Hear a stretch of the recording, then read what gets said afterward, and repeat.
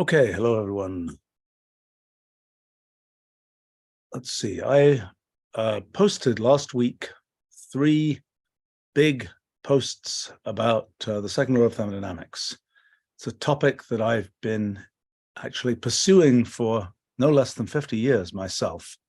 I think it's a very confused topic. It has a complicated history, a complicated set of things that people have believed, a complicated set of things that people have assumed.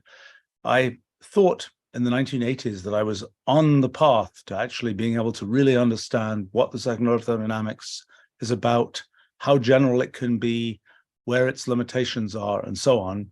And I think that I finally got to a point where I feel like I really understand those things. And I wrote a big piece about that posted a couple of weeks ago now. What I wanted to do, so as part of my project to understand the second law of thermodynamics, I wanted to kind of make sure that I understood the history of how we managed to get to the place we are today in terms of the sort of common understanding that people have of the second law of thermodynamics.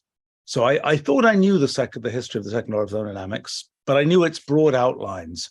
And I decided to go in and look in a little bit more detail at how we got to where we are today in terms of the second law of thermodynamics. And so what I wanted to do today was to go through a little bit of the history that I found of the second law, tell you a bit about that.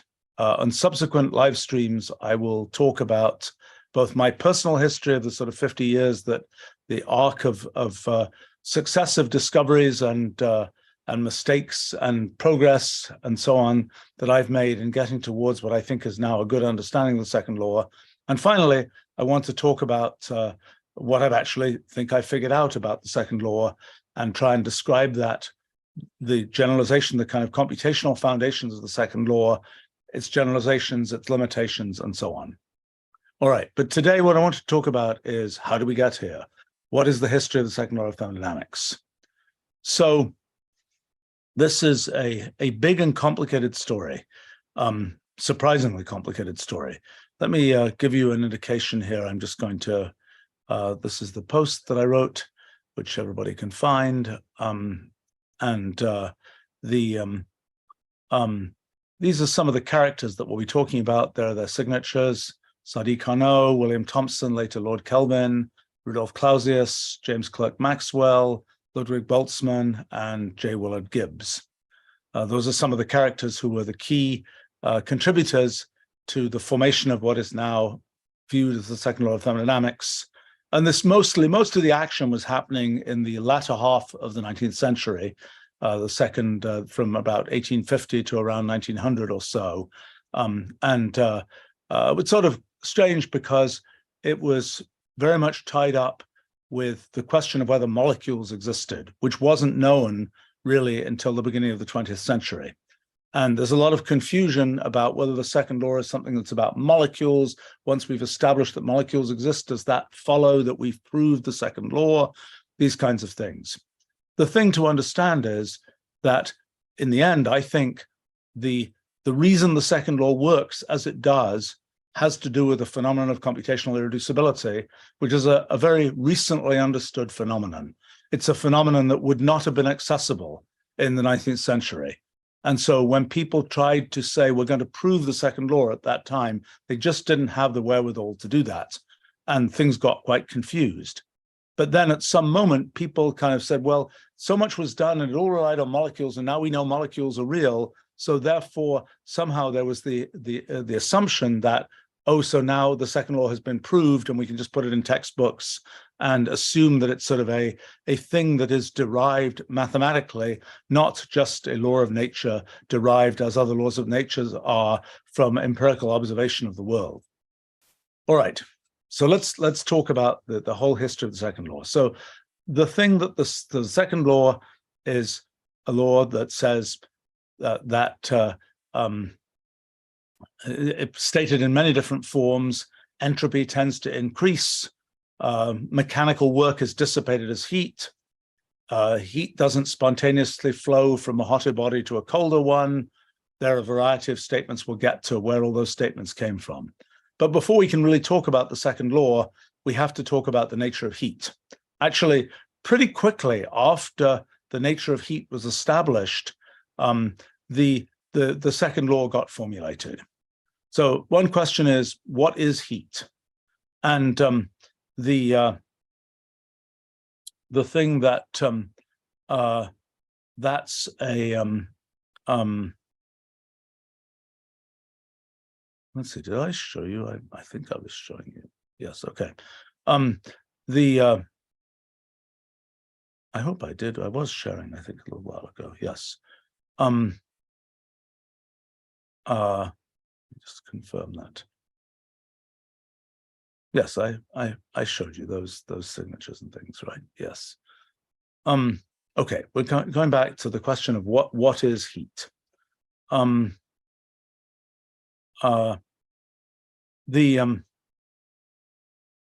So the idea of things being hot or cold, that's a matter of kind of basic human perception. And it was realized pretty early that fire might be some kind of disembodied form of heat.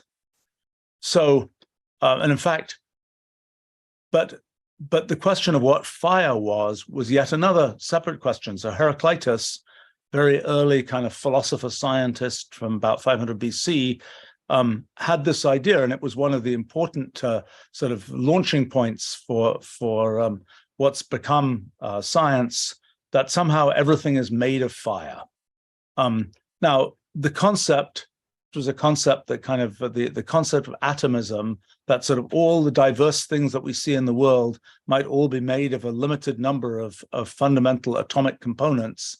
That was an idea that emerged with particularly Democritus a little bit later as kind of an important kind of thing that means that we really can make a kind of reasoned science out of how the world works.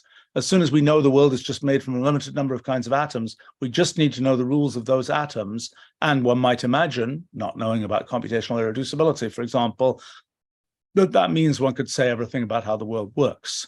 But in any case, a very early kind of notion of Heraclitus was that somehow everything is ultimately made of fire and also somehow intrinsically in motion. So the idea that Democritus and the Epicureans in general had was that everything in the world is made up of atoms that move around in the void of space. And they kind of had the idea that turns out to be a correct idea, though it took a couple of thousand years before this idea became widely accepted, that heat has something to do with the motion of atoms. And they particularly imagined that there were some special kinds of atoms. They thought there were maybe 5 different kinds of atoms in the world, and that there were special spherical atoms, which were fire atoms that could quickly slide between other atoms that would make up material substances, and that heat was kind of this material made of atoms and made of the motion of atoms, but they were special kinds of atoms. So that's pretty much how things were imagined to be in ancient Greek times. A little bit of confusion around the question of, in this kind of assemblage of atoms that made things up, where was the room for souls? And there was kind of a connection made between fire atoms and what made souls, what animated things. So that was, but this kind of notion of heat, fire, souls, all sort of put together, and motion, all sort of put together in ancient Greek times. Okay, so then many things happen in history, but those ideas really don't change for a couple of thousand years. And for example, Galileo, 1623, had a book called The Essaya, which was about it's kind of an annoying and activistic kind of book, sort of weighing competing world theories. And I have a quote here from Galileo, translated from Italian in this case. Those materials which produce heat in us and make us feel warmth, which are known by the general name of fire, would then be a multitude of minute particles having certain shapes and moving with certain velocities.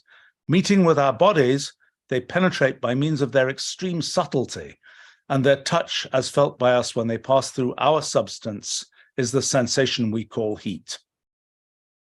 So then he goes on, says, since the presence of fire corpuscles alone does not suffice to excite heat, but their motion is needed also. It seems to me that one may very reasonably say that motion is the cause of heat. That's an important statement for what comes later. But I hold it to be silly to accept that proposition in the ordinary way, as if a stone or a piece of iron or a stick must heat up when moved. The rubbing together and friction of two hard bodies, either by resolving their parts into very subtle flying particles or by opening an exit for the tiny fire corpuscles within, ultimately sets these in motion. And when they meet our bodies and penetrate them, our conscious mind feels those pleasant or unpleasant sensations which we have named heat. So essentially, he's drawing a distinction between moving the big object, the piece of iron or the stick, its collective motion, its kind of mechanical work type motion, and the microscopic motion of the corpuscles that he's describing as being the cause of heat. And he really has that in the end, as we know from sort of more modern physics and science, he has that more or less right. But as we'll see, things get quite confused before we get back to that kind of idea. Galileo also seems to think of heat not just as the motion of generic atoms, but motion associated with some special kinds of atoms. So he says the tenuous material which produces heat is even more subtle than that which causes odor, for the latter cannot leak through a glass container, whereas the material of heat makes its way through any substance. So he's still imagining that heat is made of something, that there are specific kinds of atoms that make heat, but they have the ability to kind of move through different kinds of materials. So lots of people talk about these kinds of things. Francis Bacon, 1620, has his update on Aristotle. Aristotle didn't say much about heat, but Francis Bacon in his New Organon says, it's a bit more abstract and obscure, it is not that heat generates motion or that motion generates heat, though both are true in certain cases, but that heat itself, its essence and quiddity, is motion and nothing else. So knowing what we know now, we can kind of read backwards onto Bacon and say he understood that heat is a form of motion. But I think what he said was actually kind of more obscure, and I'm not sure that's quite what he meant. But on its face, that's what he said. So the next sort of limiting issue in understanding heat was to understand the notion of gases. And air is a prime example of a gas. It really was the notion that there was a general kind of thing that is a gas was not really a notion that emerged until probably the 1640s or so. And in fact, the very word gas was invented by Jan Baptista van Helmont, who was a Dutch person. The word gas, interestingly, he introduced as a word that was a kind of a Dutch rendering of the Greek word chaos, which actually meant kind of void or primordial formlessness. So kind of the word for gas that was introduced in the 1640s or so was originally a word derived from the word for chaos, which was originally meant some kind of formless void in ancient Greek times. Well, when it came to gases and so on, one of the statements that have been made, for example, by Aristotle was famous statement, nature abhors a vacuum, was his explanation for why sort of gases flow into things where there is less gas before. Notice that Aristotle had very much a kind of a very anthropomorphized notion of nature. Nature wants to do things. It is the purpose of nature to have certain things happen. Something falls towards the center of the earth because that is where it will naturally be, so to speak. It isn't some kind of effort to make sort of a mechanistic explanation. It's a more human kind of explanation about what nature is doing. And in this particular case, that nature abhors a vacuum, so tends to have gas kind of flow into a vacuum to fill it up. So by the 1600s, people had sort of were getting beyond Aristotle and trying to make kind of more mechanical and explicit explanations for what happens in the world, rather than just saying that the world does what it does because that's the way the world wants to be, so to speak. So a figure in that whole story was Robert Boyle, and curiously, the high school that I went to, Eton, was founded in, I think, 1450 or something, and Robert Boyle also went to that high school. So, and I think for a little while there was I don't think that high school has produced many distinguished characters, but for a while, when there were lists of scientists who'd been there, there was a bit of a gap because Robert Boyle was listed and then I was listed, and that's a gap of 300 years or so. Maybe that's been filled in subsequent times by studying the history more carefully, but I just thought that was an amusing feature. But anyway, Robert Boyle, back 1660, is now into doing experiments, which was kind of a new idea. That was the notion that you would sort of discover things about the world by experiment rather than by philosophical consideration was something fairly new. Francis Bacon had been much involved in that. I mean, admittedly, some of his reasons for being involved were actually quite political in the sense that he was an advisor to Elizabeth I, I guess, and had made these statements. You know, if you quote it as being from science rather than just being an opinion, people will take it as truth. It's sort of interesting to see how that kind of idea plays out over the course of 400 years or something. But in any case, but Boyle was part of this sort of experimental approach to science, and 1660 published a book called New Experiments Physico-Mechanical, touching the spring of the air and its effects. So by the spring of the air, he meant if you put air in an enclosed in something, you enclose it in something, and you try and push on it, it will push back at you. It has kind of a spring to it. So, and he argued that air has this a notion of intrinsic pressure, and that it pushes to fill spaces. And he effectively found what's now called Boyle's law: pressure times volume equals constant.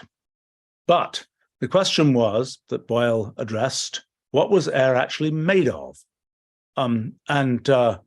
He had two basic hypotheses. He explained them in a very flowery terms. Maybe I'll try and read some of this. Let's see. This notion about air may perhaps be somewhat further explained by conceiving the air near the Earth to be such a heap of little bodies lying one upon another as may be resembled to a fleece of wool. The spelling is a little bit funky here. Wool is spelled W-O-O-L-L, for example. So he's thinking of it as the air is made from a heap of little bodies, as may be resembled a fleece of wool that's been cut from a sheep, for example. For this, to omit other likenesses betwixt them, consists of many slender and flexible hairs. Imagining, so he's talking about the air consists of many slender and flexible hairs, each of which may indeed, like a little spring, be easily bent or rolled up, but will also, like a spring, be still endeavoring to stretch itself out again. For though both these hairs and the aerial corpuscles to which we liken them, I should say that at that time, the notion of an aeriform substance was kind of a term for a gas. And so when he says aerial corpuscles, he means somehow atoms of air. Anyway, so he says, but for though both these hairs and the aerial corpuscles to which we liken them do easily yield to external pressures, yet each of them, by virtue of its structure, is endowed with a power or principle of self-dilatation. We now say dilation, by virtue whereof, though the hairs may be may be by a man's hand be bent and crowded closer together, and into a narrow room thus suits best with the nature of the body. Okay, the reason I'm having a hard time reading this is because the spelling is all ancient spelling. So these words are not spelled in the way that they would be. Many of these words are not spelled the way they would be today. But anyway, so he's saying that when you push on the air, as he says, though the hairs may by a man's hand be bent and crowded closer together, they'll sort of, you can squash them. Yet whilst the compression lasts, there is in the fleece they compose an endeavor outwards. They tend to push out, whereby it continually thrusts against the hand that opposes its expansion. And upon the removal of the external pressure, by opening the hand more or less, the compressed wool does, as it were, spontaneously expand or display itself towards the recovery of its former more loose and free condition, till the fleece may have either regained its former dimensions or at least approached them as near as the compressing hand, perchance not quite opened, will permit. So he's imagining you're squashing it, you're letting go, it will push outwards, so to speak. This power of self-dilatation is somewhat more conspicuous in a dry sponge compressed than a fleece of wool, but yet we rather choose to employ the latter on this occasion because it is not like a sponge, an entire body, but a number of slender and flexible bodies, loosely complicated, as if the air itself, as the air itself seems to be. So in other words, he's saying it's not like a sponge, because a sponge is like you can pick up one end and you'll have the whole sponge. It's not like you pick up the end of your piece of air and you'll have the whole piece of air. It'll sort of fall apart as all those little pieces of wool would fall apart in a fleece of wool. There is, he says, so this is explanation number one, is air is like a fleece of wool. Explanation number two, there is yet another way to explicate the spring of the air, namely by supposing that with that most ingenious gentleman, Monsieur Descartes, that the air is nothing but a congeries or heap of small and for the most part of flexible particles of several sizes and of all kinds of figures, where are raised by heat, especially that of the sun, into that fluid and subtle ethereal body that surrounds the earth, and by the restless agitation of that celestial matter wherein those particles swim and are so whirled around that each corpuscle endeavors to beat off all others coming within that little sphere requisite to its motion about its own center, and in case any by intruding into that sphere shall oppose its free rotation to expel or drive it away. Okay, so what he's saying is, so the most ingenious gentleman, Monsieur Descartes, is René Descartes, well-known philosopher, mathematician, scientist, and he's referring to Descartes' idea that the world is made of lots of little vortices in the void. And so he's imagining now that air is made from little things that are whirling around, like Descartes' vortices, and that as they whirl around, they beat off other vortices to keep them at a distance, so to speak. So again, qualitatively explained, but rather close to what we now believe is going on in the air as molecules bounce around and hit each other and so on. But he's having the idea that they're whirling around and they're pushing things aside through their whirling motion. In any case, so just to continue this a bit, so that according to this doctrine, that is this Descartes theory, it imports very little whether the particles of it doesn't matter much, he's saying it imports very little is just old English, it doesn't matter much, whether the particles of the air have the structure requisite to springs or be of any other form, how irregular soever, since their elastical power is not made to depend upon their shape or structure, but upon their vehement agitation and, as it were, brandishing motion, which they receive from the fluid ether that swiftly flows between them and whirling about each of them independently from the rest, not only keeps those slender aerial bodies separated and stretched out, at least as far as the neighboring ones will permit, which otherwise, by reason of their flexibleness and weight, would flag or curl, but also makes them hit against and knock away from each other, and consequently require more room than they would if they were compressed, they would take up. So he's imagining it's all whirling around, and he's describing kind of how that pushes things outward, so to speak. Okay, so just to finish this quote here, by these two differing ways, my Lord, he says, I'm not sure who the Lord who this particular book was dedicated to was. By these two differing ways, my Lord, may the spring of the air be explicated.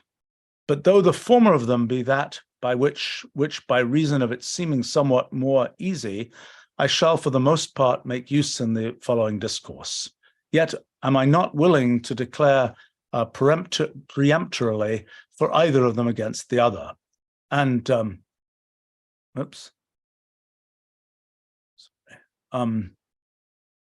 and indeed, though I have in another treatise endeavored to make it probable that the returning of elastical bodies, if I may call them that, forcibly bent to their former position may be mechanically explicated, yet I must confess that to determine whether the motion of restitution in bodies proceed from this, that the parts of a body of a peculiar structure are put into motion by the bending of the spring, or from the endeavor of some substance, some subtle ambient body, whose passage may be opposed or obstructed, or else is pressure unequally resisted by reason of the new shape or magnitude. Oh boy, this is very very ponderous here. But basically, he's got these two theories. It's either like a fleece of wool in its little springs, or it's whirling vortices. That was Boyle's idea of what gases might be made of. So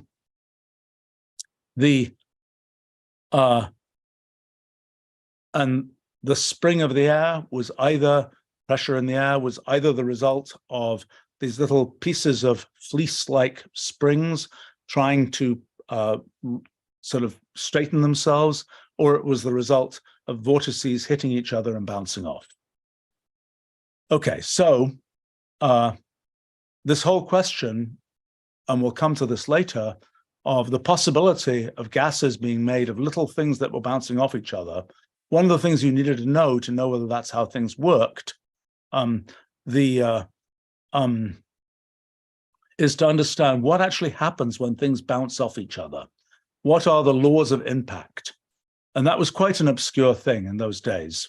It's still a little bit of a hack, even in modern solid mechanics. But in those days, it was quite obscure.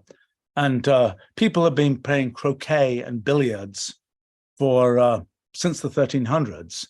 And that had obviously raised questions about, okay, you've got these billiard balls and they're bouncing off each other. How does that actually work? So 1668, there was the Royal Society had a kind of commission to understand laws of impact, and a variety of contributions were made to that. Some of the people, let's see if I can share this here. So I should, oops, 1 second.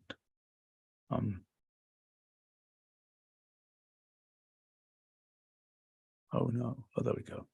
Okay, so this is something,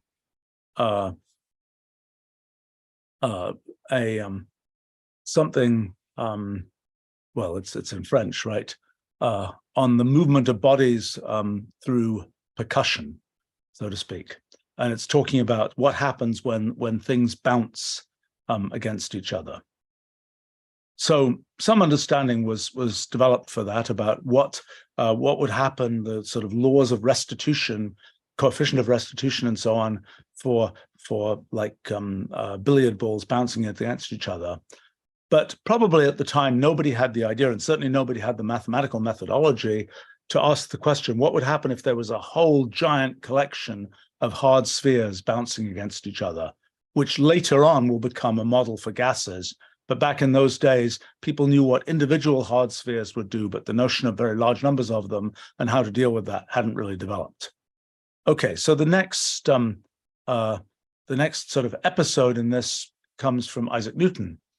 1687, he publishes his Principia Mathematica, the book that in English, the title would be Mathematical Principles of Natural Philosophy, with the key idea of bringing in mathematics as a way to explain the natural world, to do natural philosophy. Galileo had done some things along those lines, but Newton really kind of made a very serious effort in that direction and invented calculus and so on as a way to use mathematical methods to describe the natural world.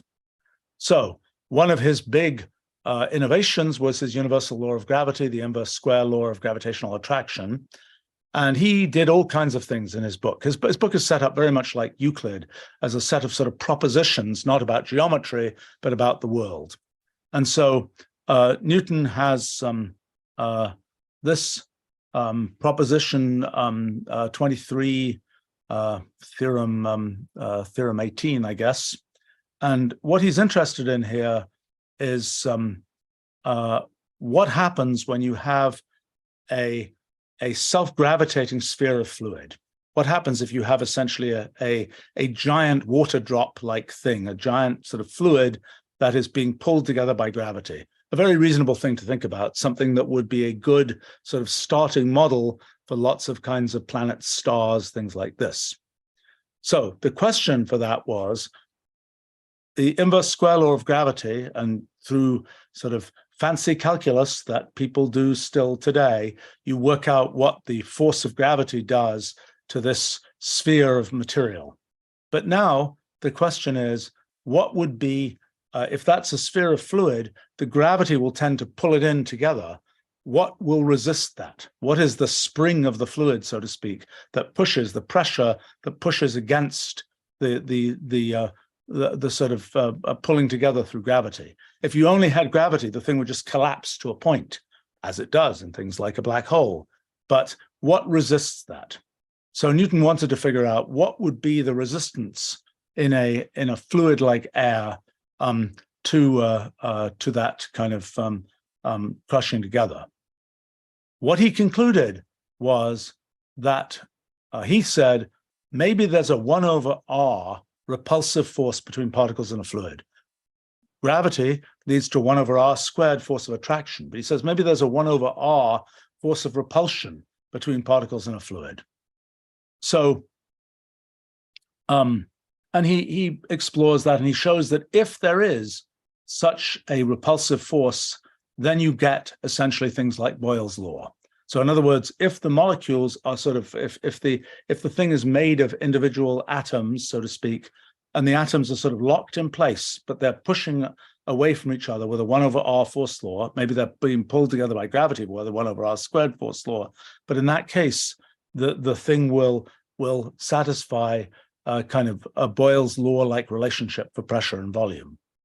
Now, Newton got into some degree of detail about how this worked, and he talked about whether one particle would shield others from the force, but he concluded, his words, this is actually translation from Latin, but whether elastic fluids do really consist of particles so repelling each other is a physical question. We have here demonstrated mathematically the property of fluids consisting of particles of this kind, that hence philosophers may take occasion to discuss that question, whereby philosophers, he means natural philosophers, or people actually thinking about the way the world works. Well, given that Newton had said many things that people discovered were true, and had also said that the reason gases work the way they do is because there's a 1 over r law of repulsion, that people just said, well, Newton probably got it right. And for the next century or two, people basically just assumed that Newton got it right, that's the way things work. There was one exception, 1738, Daniel Bernoulli. So Daniel Bernoulli was a member of the rather prolific Bernoulli family of Bernoullis, so to speak, and he had a very eclectic career spanning probability theory, elasticity theory, biostatistics, economics, and so on. But in 1738, he published a book on hydrodynamics. And mostly the book is concerned with things like Bernoulli's principle and how incompressible fluids work. But he has one section where he considers elastic fluids, fluids that you can compress and that behave sort of elastically like that spring of the air that Boyle was talking about. And he has, and he talks about, and he draws one picture. This is the picture up here. Draws this picture of something, this is supposed to be a gas made of lots of little corpuscles, lots of little atom-like things, and it's being pushed down by this piston here. And he discusses, okay, if these little corpuscles are pushing around, let me read you what he said, translated from Latin. So he says, let this space, ECDF, he's being very geometrical here, let this space contain very small particles in rapid motion. As they strike against the piston, EF, and hold it up by their impact, they constitute an elastic fluid which expands as the weight P is removed or reduced. But if P is increased, it becomes denser and presses on the horizontal case CD, just as if it was endowed with no elastic property. So he's basically correctly understanding that if there are these little particles in motion, if you try and squash them down, they will exert a pressure back just by virtue of the way that they hit the walls of the container or this piston here. He goes on. The pressure of the air is increased not only by reduction in volume, but also by rise in temperature. As it is well known that heat is intensified as the internal motion of the particles increases, it follows that any increase in the pressure of the air has not changed its volume, indicates more intense motion of its particles, which is in agreement with our hypothesis. So he says rather amusingly here, it is well known that heat is intensified as the internal motion of the particles increases. It may have been well known to him. It definitely wasn't well known to anybody else. As it was, after 1738, he wrote this. It's in sort of a corner of his hydrodynamics book. Nobody paid attention to it. And nobody kind of took that as a way to understand how the gases worked.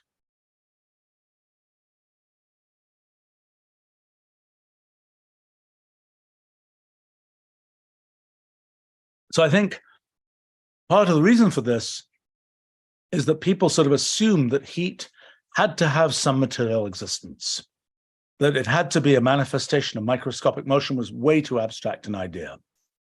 It also perhaps confused people that there was an observation, the observation of radiant heat, the fact that, you know, the sun can heat something up just by virtue of sort of the heat that behaves like light rays. That's infrared radiation. But that's kind of, it seems like that's a thing that's streaming from the sun to us. It doesn't, and that doesn't sort of suggest that heat is something that can be sort of just in the motion of things. It has to be a material thing in some sense itself.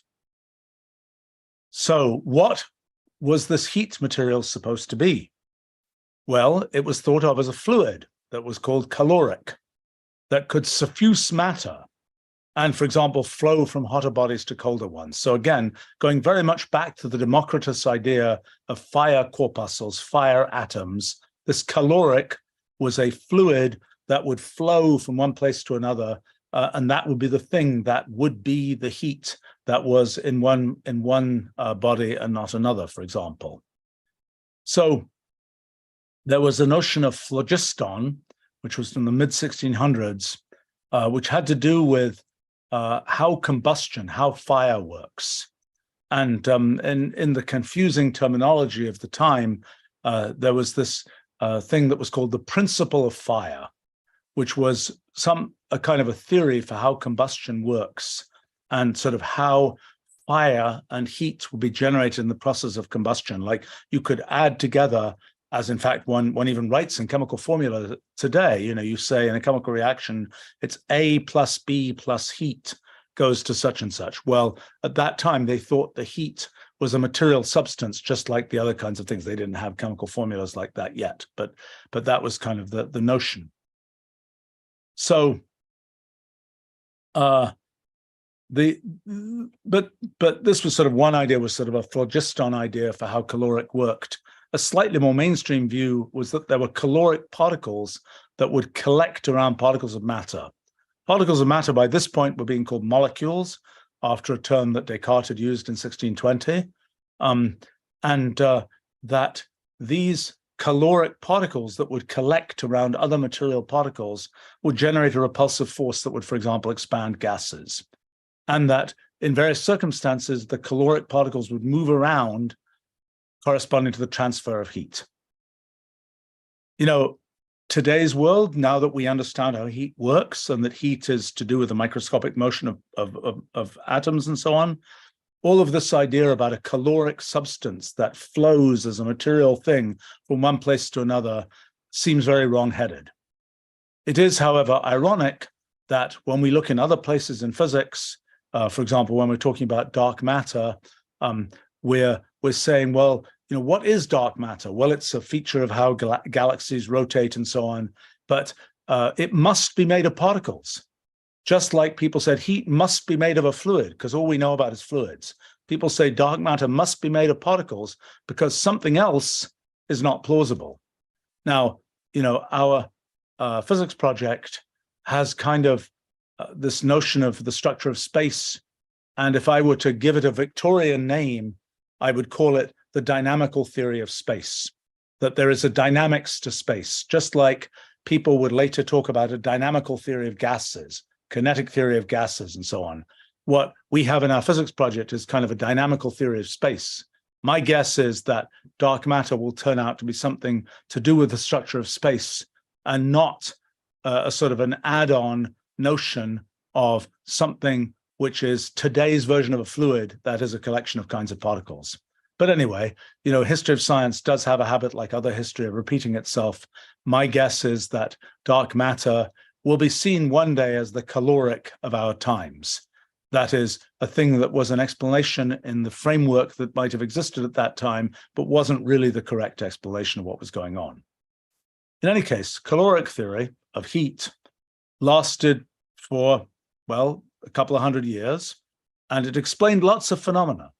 This is one feature of models in science, even, and we'll see that a bunch in the history of thermodynamics, even a bunch of theories which are in their kind of, in their framework, in the things they talk about, they're just completely wrong.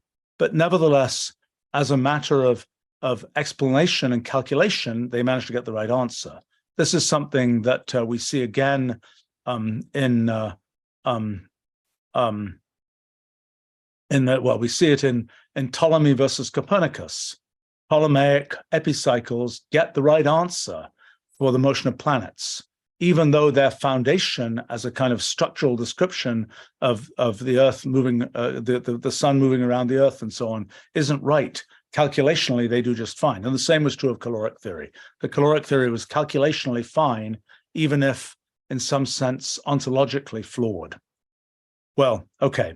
It lasted a couple of hundred years, and it got very elaborate and got very calculational. And for example, Laplace, 1825, wrote his treatise of celestial mechanics, and he computed many things about the motion of planets and so on. And he's computing things like speed of sound in gases, the ratio of specific heats in gases, all these things he computes on the basis of caloric theory, and pretty much gets the right answer, even though he does have to do a little bit of fancy footwork, adding the notion of caloric rays, which were sort of a version of caloric that would be associated with radiant heat as opposed to heat in substances. Well, even though it wasn't understood what heat ultimately was, one of the things that was important was that one could measure its attributes. So the one question was, could you measure temperature? Was there a notion of temperature that you could measure? Already in antiquity, there had been devices which used the expansion of things with increased temperature to produce pressure and generate mechanical motion. But Galileo developed this thing in the early 1600s called the thermoscope, in which you would basically have heated liquid. The liquid expands, liquids which expand when they're heated. The heated liquid would be seen to expand up a tube, and you could measure how far it went up the tube, and that would tell you how hot the liquid had got. And so from this idea quickly came the idea of making thermometers, and people were making thermometers out of all kinds of liquids, including mercury, for example, which was eventually a very popular one. Okay, so then, given that you could measure temperature, you could correlate changes in temperature with things that you saw. So the real tech of the time, late 1700s, was ballooning. And so there was a particular French balloonist, Jacques Charles, for whom it was very important to know how does, since these were mostly hot air balloons, how does the volume of a gas increase with temperature? So he noted that there's a linear increase of volume of a gas with temperature. That was another important piece of understanding the gas laws. So beginning of the 1800s, we get Joseph Fourier, who was a science advisor to Napoleon. He was off with Napoleon in the campaign in Egypt and things like that. He developed his analytical theory of heat, 1822. So, and what he was interested in was the question of things like, how does heat flow from here to there? He imagined that heat was a fluid. And he then discussed how do you go from something being, one thing being hot to it heating up something else and so on. He was inventing the heat equation and along with it Fourier analysis. So he begins his analytical theory of heat, it's in French, there's the translation, by saying, heat, like gravity, penetrates every substance of the universe. Its rays occupy all parts of space. The object of our work, his analytical theory of heat, is to set forth the mathematical laws which this element, heat, obeys. The theory of heat will hereafter form one of the most important branches of general physics. So he's trying to describe the dynamics of heat, so to speak. So later he has a thing he calls the principle of the communication of heat. He refers to molecules, but he basically, and then he says, when two molecules of the same solid are extremely near and are at unequal temperatures, so he has the notion an individual molecule can have a temperature, the most heated molecule communicates to that which is less heated a quantity of heat exactly expressed by the product of the duration of the instant, of the extremely small difference of the temperatures, and of a certain function of the distance of the molecules. So he has this idea that molecules, there's a hot molecule, there's a cold molecule, and somehow heat is jumping from the hot molecule to the cold molecule, and that's how heat is moving around. Okay, so it's sort of interesting that Fourier is really thinking of heat as this caloric substance, as a fluid. So that means he can describe it by equations that are like the equations, partial differential equations that are used to describe fluids. It's a bit ironic that Bernoulli, who was a really big partial differential equations person in the use of that for hydrodynamics, for the flow of fluids, actually was the one who thought of gases really being made of corpuscles, and that it wasn't, and talked about heat being to do with the motion of those corpuscles. So he didn't have a fluid-based view of heat, even though he'd introduced, his whole work was on the flow of fluids and so on. Okay, so that's where things were beginning of the 1800s. Okay, so what happened next? Well, the big story of what happened next is heat and the dynamics of heat got a huge application, kind of a defining technology of the time. And that was the steam engine. And so beginning of the 1800s, the Industrial Revolution is in full swing in countries like England and so on. And what drove it was the development of increasingly efficient steam engines. Originally, it had been critical, there was all this question about, using coal, the mining of coal in England, and the mines were filling up with water and you were trying to mine deeper. It's kind of the same story all over again. People say, can we extract this kind of substance from the earth? And people say, well, if you spend enough, you can extract it. And the issue was the coal mines had to be deeper. They were filling up with water. How are you going to pump the water out? That was what steam engines had been invented for. But 1712, there was already practical steam engine developed. But then James Watt, 1776, the other important event of 1776, invented his version of the steam engine and a much more efficient version. And the whole steam engine technology, it was the chat GPT of its time, started to take off, so to speak. And that's a comment which will be dated in the future. Anyway, okay. as soon as it was clear that you could make an efficient steam engine, everybody was trying to add little bells and whistles, quite literally in some cases, to their steam engines to make them more efficient. And there was a question of how far would it go? How efficient could steam engines be made? It's kind of like the Moore's law for microprocessor development of its time. How efficient can the steam engines go? And how much mechanical work could ever be derived from a given amount of heat? And it was that question that, in the hands of a young French engineer named Sadi Carnot, began the development of the abstract science of thermodynamics and led to the second law. But actually, before we talk about Sadi Carnot, we have to talk about his dad, Lazare Carnot, who was trained as an engineer and actually ascended to the very highest levels of French politics.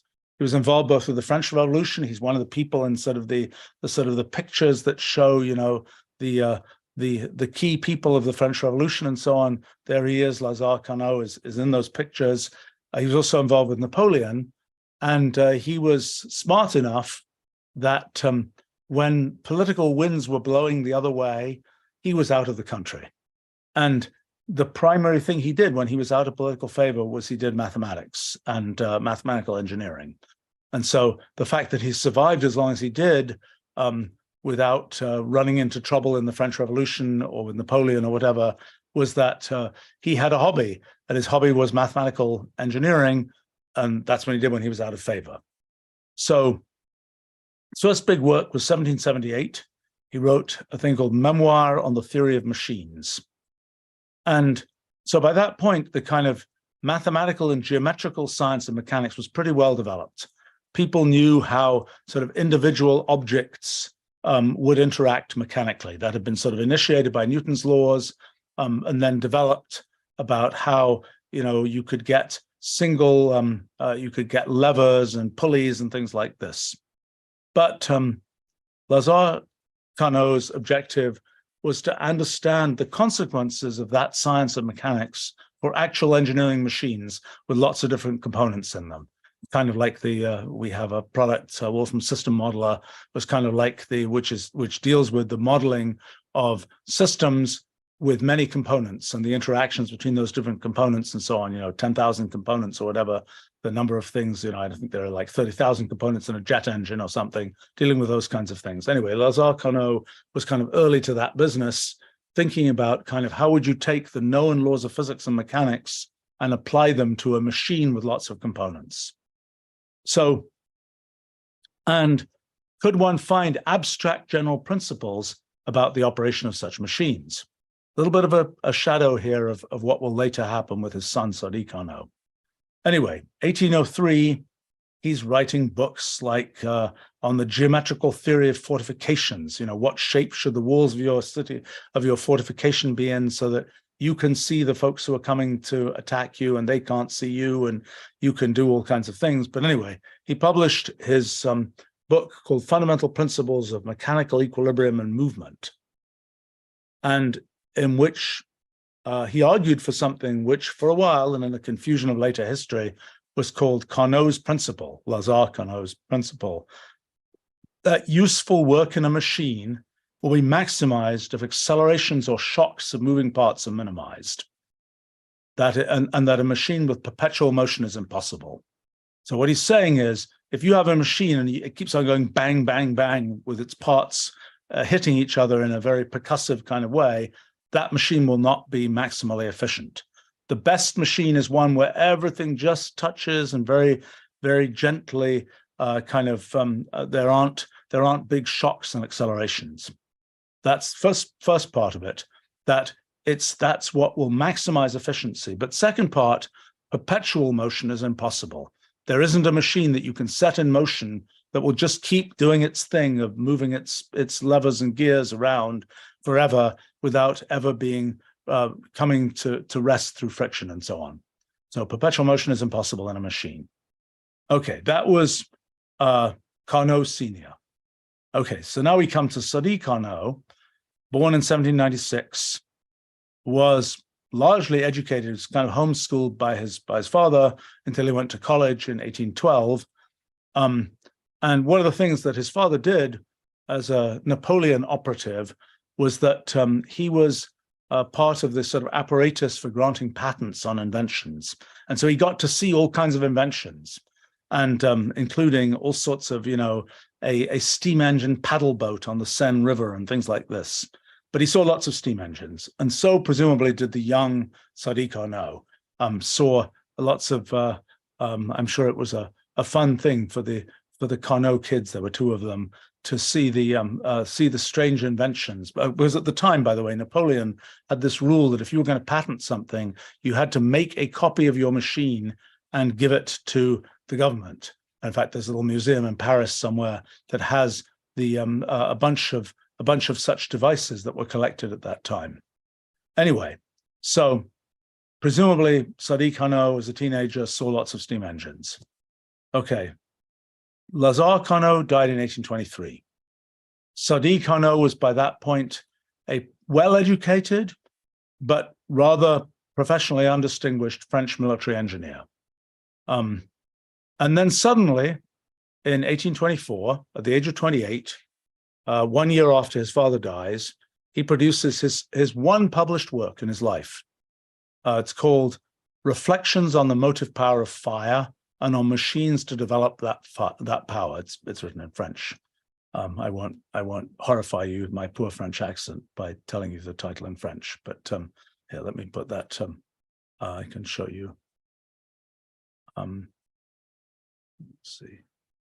There we go. Reflections on the motive power of fire, motive power of heat. That's the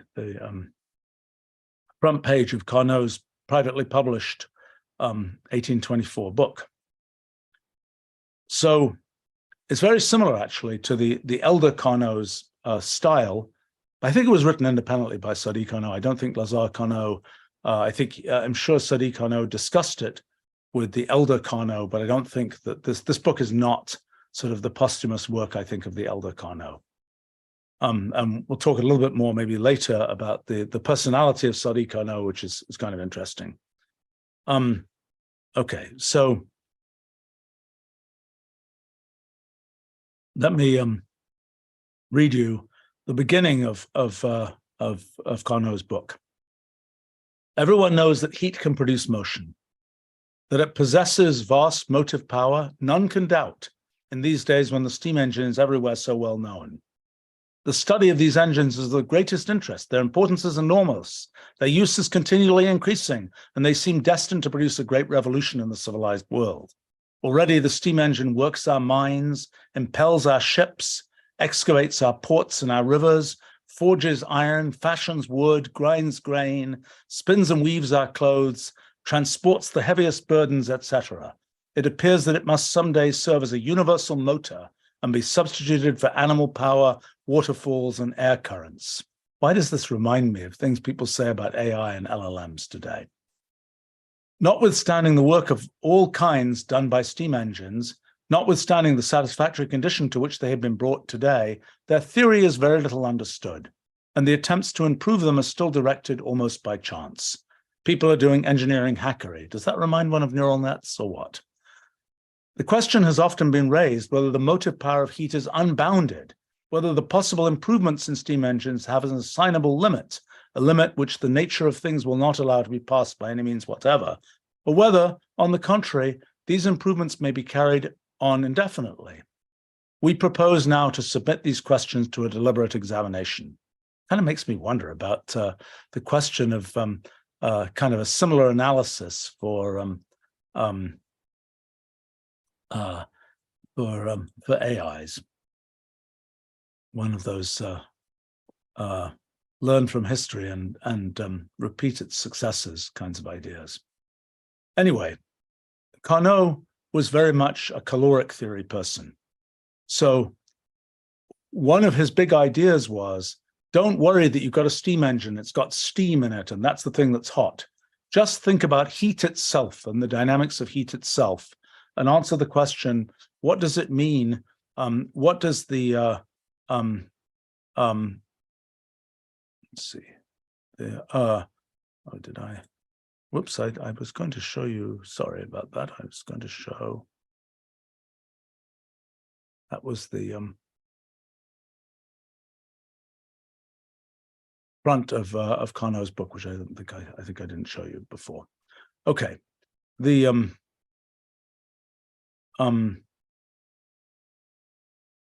let's see.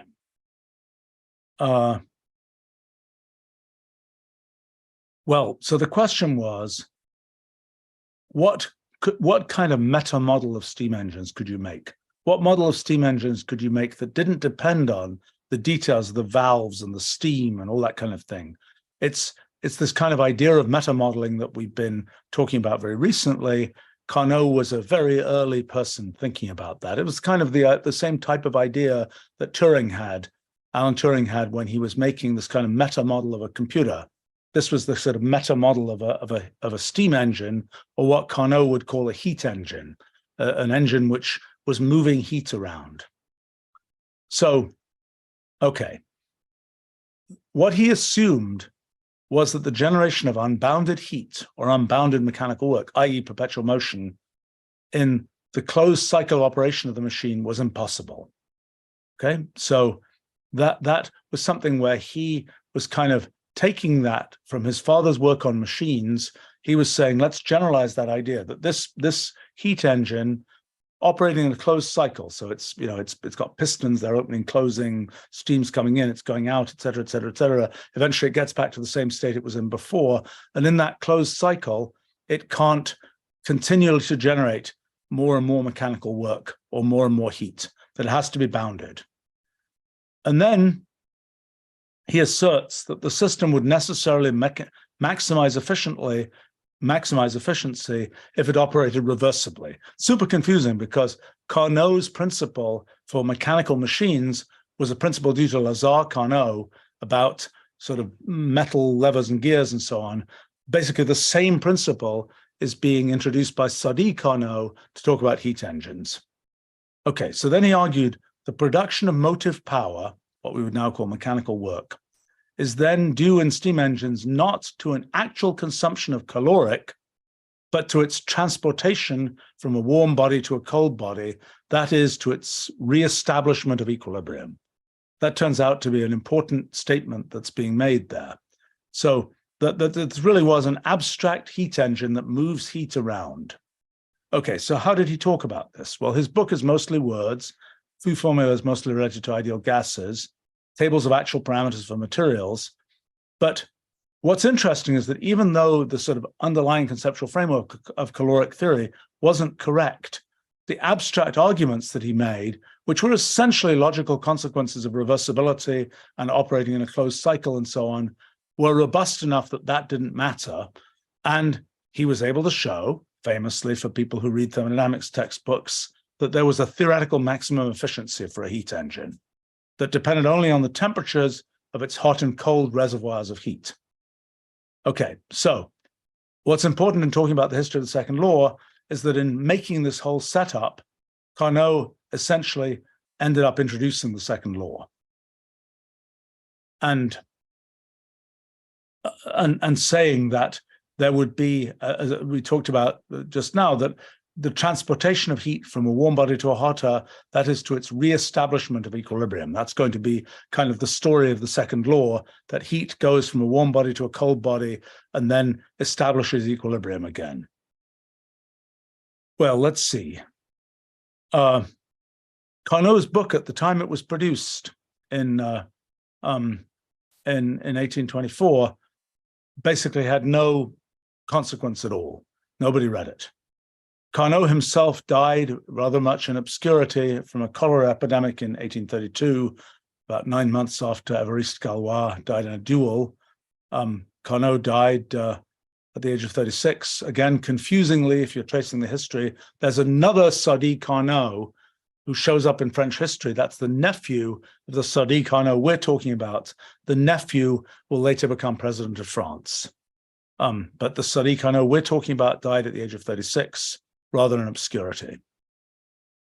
1834, a couple of years after he dies, Émile Clapeyron, who was a rather distinguished French engineering professor and also steam engine designer, patenter of steam engine designs and so on, wrote a paper called Memoir on the Motive Power of Heat.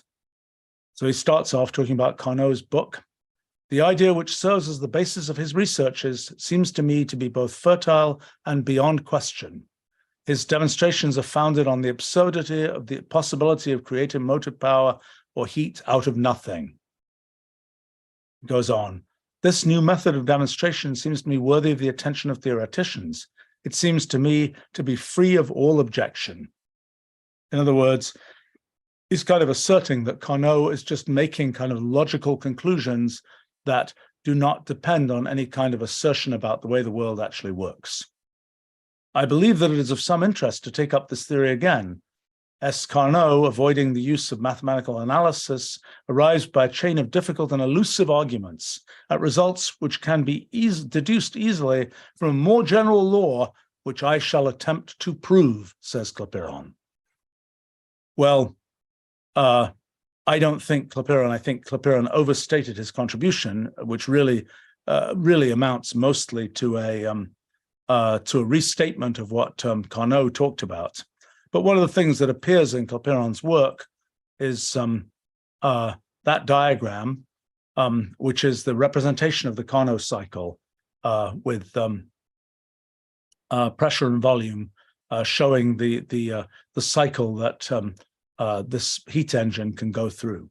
So that's a picture that is very much that you see in textbooks today. And in fact, if you look at Clapeyron's papers, you'll find quantities here. You know, it'll say dq equals whatever. That's kind of what you would see in the thermodynamics book today. Q is the absolute amount of heat that would be with the same notation as today, invented at that time. Okay, well, so now we've got this idea of heat engines. We've got a certain amount of methodology around that. Let's move on to actually getting to the sort of the big statements of the second law in the mid 1800s. So we have to move back a bit, because we actually have to come back and talk about what will become the first law of thermodynamics before we talk about the second law of thermodynamics. And the first law of thermodynamics is fundamentally a statement of conservation of energy, mechanical energy plus thermal energy. But first of all, we have to talk about the conservation of energy at all. And one of the implications of Newton's laws of motion from 1687 is that momentum is conserved, not energy, but momentum. What else might also be conserved, people asked. So Leibniz, for example, 1680s, was suggested that the quantity mv squared, mass times velocity squared, might be something that was conserved. He called it vis viva, which is Latin for life force. There's a very grand title for this quantity, mv squared. The life force, the vis viva, that was a term that was used for a couple of hundred years, actually. The vis viva might be conserved in addition to momentum. And so that meant it was a little bit confusing, because when you have an elastic collision, for example, when you have there are frictional forces and so on. For example, you bounce a ball, you drop it for a certain height, it bounces, but it doesn't bounce up to the same height that it was before. And that is a reflection of the fact that it's kinetic energy, that the energy is not, kinetic energy is not conserved. So this vis viva in its most obvious form wasn't something that was going to be conserved. So by 1807, the term energy had been introduced, but it was still not clear that energy was in any global sense conserved. So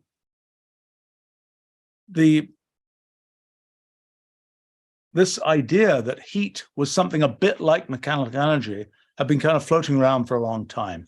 But the relationship between heat as energy and mechanical energy wasn't at all clear.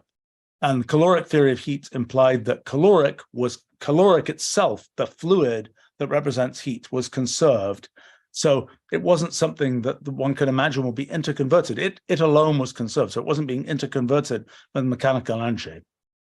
Okay, so then we come to 1798. Benjamin Thompson, Count Rumford, who had a colorful life, measured the heat produced by the mechanical process of boring a cannon. And he made the argument that in contradiction to caloric theory, there was actually some kind of correspondence between mechanical energy and amount of heat. So Rumford's experiment wasn't very accurate, and it took until the 1840s before more accurate experiments were done. And the main people responsible for those were James Joule in England and Robert Mayer in Germany. James Joule was a successful brewer and sort of amateur, in the same sense that I'm an amateur scientist, in the sense it wasn't what he did for a living, but he did it pretty seriously. But they had more accurate experiments that showed this sort of equivalence between mechanical energy, mechanical work, and amount of heat. Okay, so then we get to 1847. William Thomson, later Lord Kelvin, a prolific young physicist who had just graduated from the mathematical tripos in Cambridge and was now at a young age installed as a professor of natural philosophy, i.e. physics, in Glasgow, started to be curious about this equivalence between heat and mechanical work. So a little bit earlier, a couple of years earlier, Kelvin had spent some time in Paris, primarily at a French government lab, basically, that was measuring properties of steam for practical steam engine purposes. And he learnt about Carnot's work from Clapeyron's paper. He had a hard time even getting a copy of Carnot's original book by that point, by 1845. But one of the things that Kelvin addressed was there was a proliferation of different temperature scales. You know, you had one thermometer that used alcohol, another one that used mercury, one that worked this way, one that worked that way. They all had different scales of temperature that they were using, saying, well, this is such and such a millimeters of mercury of motion in this thermometer with these characteristics and so on. So 1848, Kelvin realized that Carnot's concept of a pure heat engine, which at the time was assumed to be based on caloric, could be used to define an absolute scale of temperature in which, for example, at absolute zero, all caloric would have been removed from all substances. So there's a paper here. Let me put this up.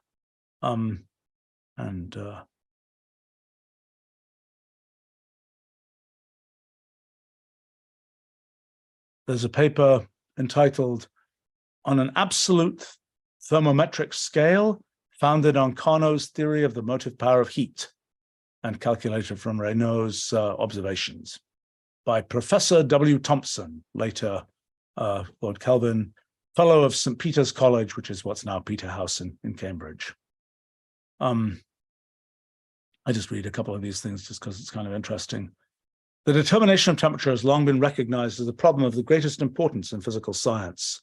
It has accordingly been made a subject of most careful attention, especially in late years, of very elaborate and refined experimental researches. And we are thus at present in possession of as complete a practical solution of the problem as can be desired, even for the most accurate investigations. The theory of thermometry is, however, as yet far from being in so satisfactory a state. The principle to be followed in constructing a thermometric scale might at first sight seem to be obvious, as it might appear that a perfect thermometer would indicate equal additions of heat as corresponding to equal elevations of temperature, estimated by the number of divisions of its scale, etc.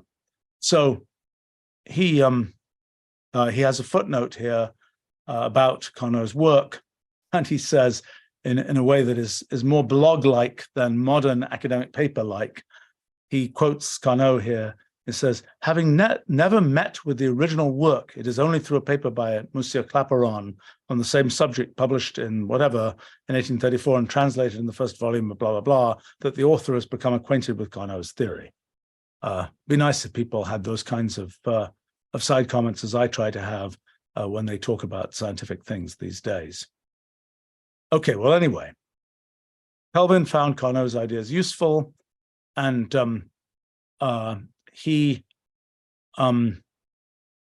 that's how he came up with his absolute scale of temperature, which would now be called, this is now what we call the Kelvin scale. And when we talk about absolute temperatures in terms of kelvins, that's where that came from. That was this paper that was derived from Carnot's idea about the pure heat engine independent of substance, the pure thermometer independent of substance, albeit that was being thought about in terms of heat as properties of caloric. Okay, so by this point, Kelvin was convinced Carnot's ideas were useful. So 1849, he writes a 33-page summary of Carnot's book. It was kind of amusing when you look through these old documents, you find all kinds of things. So looking through the journal that contains Kelvin's work, the immediately preceding paper is by a certain James Clerk Maxwell, who was then 17 years old, and it's called On the Theory of Rolling Curves.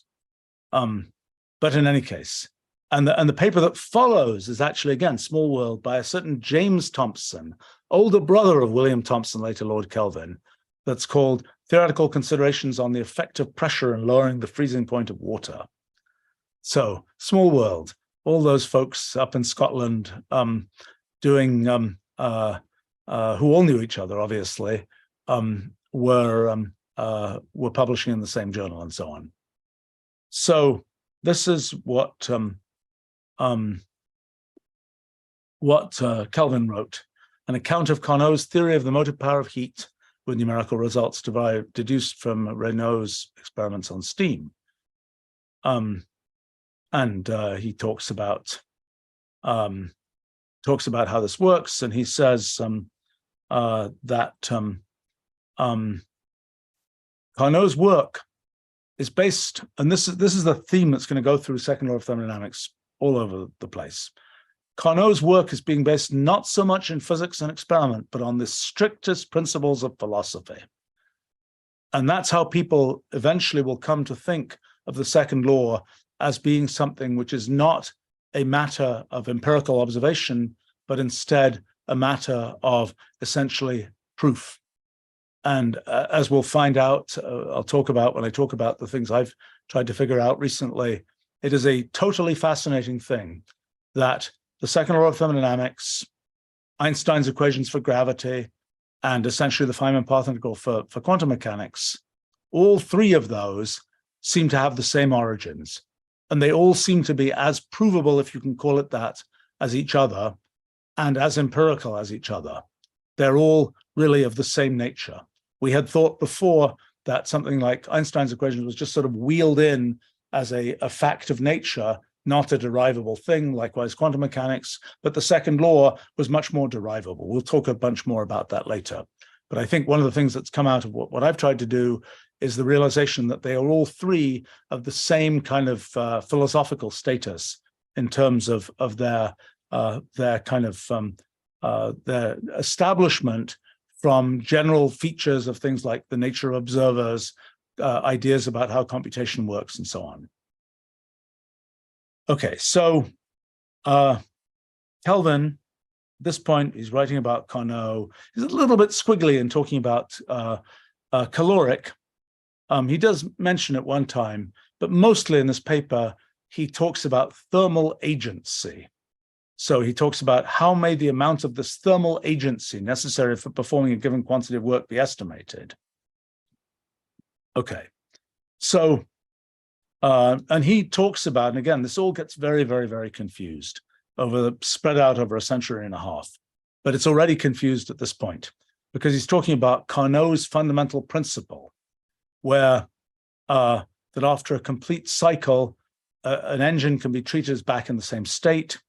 And then he says in the footnote here, Carnot's fundamental principle, the quantity of heat thus discharged during a complete revolution or double stroke of the engine must be precisely equal to that which enters the water of the boiler, blah, blah, blah.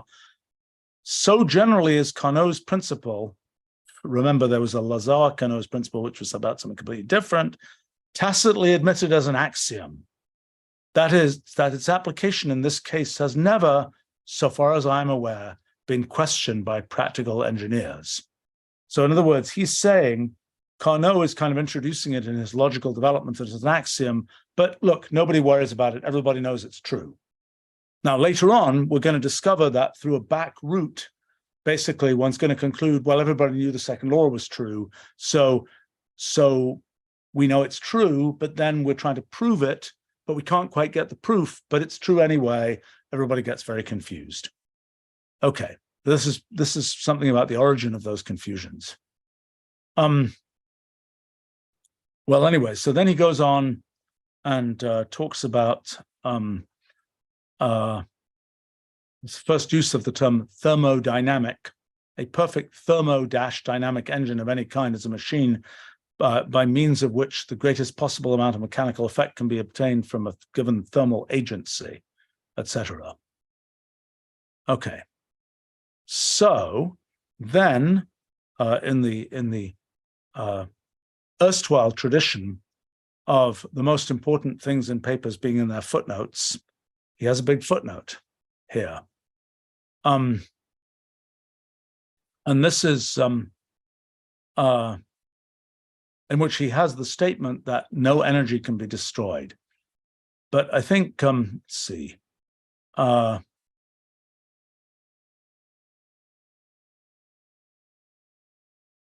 Let's see. I mean, he's talking about Joule's experiments on mechanical equivalence of heat and so on. And he then ends with this, encouraged by this example from Joule's work, we may hope that the very perplexing question in the theory of heat by which we're at present arrested will before long be cleared up.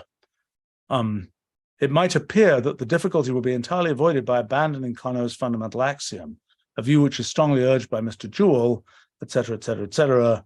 If we do so, however, we meet with innumerable other difficulties insuperable without further experimental investigation and an entire reconstruction of the theory of heat from its foundation. It is in reality to experiment that we must look, either for a verification of Carnot's axiom, an explanation of the difficulty we've been considering, or an entirely new basis of the theory of heat. But I mean, this is all very confused epistemologically, so to speak. I mean, at the end of Kelvin's paper, he's talking about how even though the theory seems to be based on a formal axiom, it should be experimentally tested. It's a little odd. It's either based on a formal axiom and it's formally built up, or it's a matter of experiment, in which case shouldn't really think of it as an axiom. It's a law of nature that has to be studied empirically. I think, I mean, he talks here about the fact nothing in the whole range of natural philosophy is more remarkable than the establishment of general laws by such a process of reasoning. We have seen, however, that doubt may exist with reference to the truth of the axiom on which the entire theory is founded, and it therefore becomes more than a matter of mere curiosity to put the inferences deduced from it to the test of experience. So I guess what he's saying there is, we'll just treat it as an axiom, but then let's find out what consequences it has. And if those are wrong, then we got to go back and figure out whether the axiom is wrong or not. It's interesting to compare that with the way that people think about mathematics and mathematical axioms. If it turns out that you can't prove this thing in set theory, does that mean you go back and reset the axioms of set theory? Interesting question. Well, not to seem impractical, at the end of his paper, he has specific results about the Fowey Consols experiment and the Taylor's engine at the United Mines and the English engines, according to, I see, they had a standard government contract for how they were supposed to work. The average actual performance of Cornish engines, presumably engines operating in the mines in Cornwall, et cetera, et cetera, et cetera. So he has very specific sort of statements about actual numerical characteristics of these steam engines. I can't help but notice the similarity to the sort of tables of how the characteristics of LLMs and so on in today's world, and which are similarly a little bit hard to nail down exactly what the numbers should be. Okay, well, okay, so meanwhile, Joule and Mayer have been doing these experiments on, for example, grinding things and finding how the mechanical motion of that grinding was being converted to heat, and was it being converted, or was heat conserved, as one might expect from the caloric theory of heat? So 1849, new idea, perhaps heat was a form of energy, and when heat was accounted for, even when you bored out this thing and you've sort of mechanical energy has been expended, that somehow the total energy, if you included the heat energy, would be conserved. And this, if that was the case, one might think, well, all energy might be associated with the vis viva, this kinetic energy. Some of the kinetic energy will be large scale of big things moving around, and some will be small scale, that is molecules running around and sort of keeping the energy in their microscopic motions. And that again suggested this idea that gases might consist of molecules in motion. Well, so then Kelvin, ever the sometime opportunist, I suppose, gets into the act again with a paper on the dynamical theory of heat, with numerical results deduced from Mr. Joule's equivalent of a thermal unit and Mr. Raynaud's observations on steam. Okay, so confusingly, this is 1851, he refers back to Sir Humphrey Davy, very distinguished British chemist and experimentalist, who we'll talk about in a minute, but who had done kind of as a kid, had sort of talked about the experiment of melting two pieces of ice by rubbing them together. So, and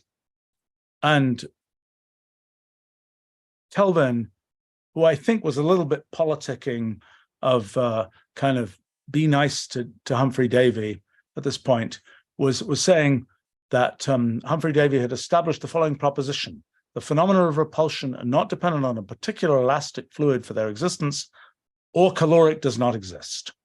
He concludes that heat consists of motion excited among the particles of bodies. So he's attributing to Humphrey Davy, I think not really quite correctly, the idea that heat consists of a motion excited among the particles of bodies. To distinguish this motion from others and to signify the cause of our sensation of heat and of the expansion or expansive pressure produced by matter by heat, the name repulsive motion has been adopted. Didn't catch on. But the dynamical theory of heat, thus established, not really, by Sir Humphrey Davy, is extended to radiant heat by the discovery of phenomena, especially those of the polarization of radiant heat, which render it excessively probable that heat propagated through vacant space vacuum or through diathermane substances consists, that means, what does that mean? That means substances that sort of preserve heat. It's the diathermal is like what we now call adiabatic.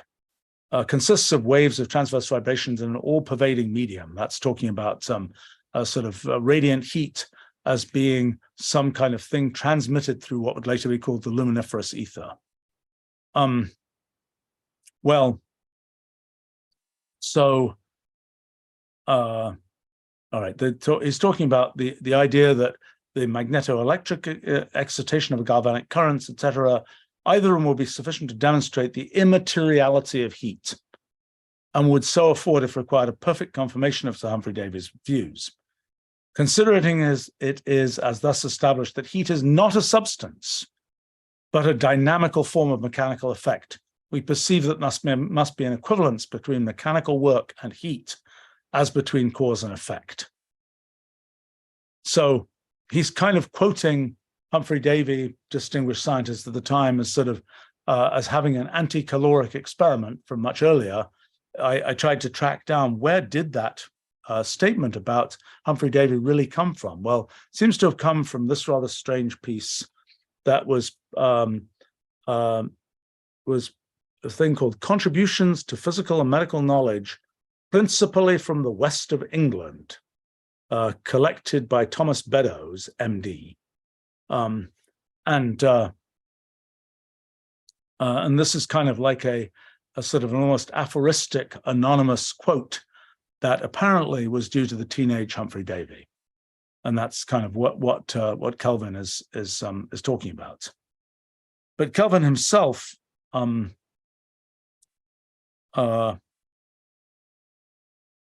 has this is kind of is talking about the dynamical theory of heat here.